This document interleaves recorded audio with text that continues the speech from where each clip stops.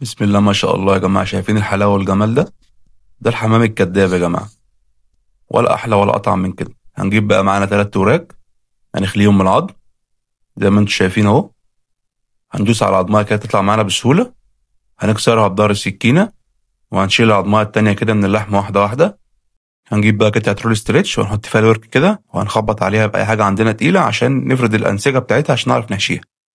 هنعمل بقى التتبيلة بتاعتها: بصلاية مبشورة، طماطم مبشورة، ملح وفلفل أسود وكمون وعصرة ليمون كده. هنعمل بقى الحشوة اللي نحشي بيها الوراك. حلة كده ونجيب قطعة زبدة وشوية زيت، ننزل ببصلاية متقطعة صغير، هننزل بقى بالقوانص، نشوح شوية القوانص، وبعد كده ننزل بالكبدة، فلفل أسود وملح، وننزل بقى كوباية رز مغسولة ومنقوعة كويس، ونص كوباية مية عشان احنا هنسوي الرز ده نص سوا. نغطي عليه 3 4 دقايق استوى معانا. يلا نحشي بقى الوراك زي ما انتم شايفين كده، وهنقفلها بالخلة علشان ما تفتحش مننا وهي في الفرن. هنجيب الطاجن بتاعنا ونحط فيه بقى شوية فلفل ألوان وشوية بطاطس، شوية بهارات هكتبها لكم في الوصف، كام ورقة لورا وشوية دبس رمان، وهنقلب الخلطة دي كويس قوي.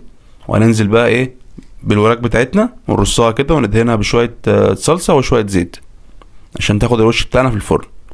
وهننزل بنص كوباية مية، نغطيها بقى بورق زبدة وورق فويل، وهندخلها الفرن حوالي 40 دقيقة درجة حرارة 180. وهيطلع معاكم أحلى حمام كداب يا جماعة زي ما انتم شايفين كده، وبألف هنا وشفا، يا رب يعجبكم. وعجبكم فيديو متعملوش لايك واشتراك. ما تعملوش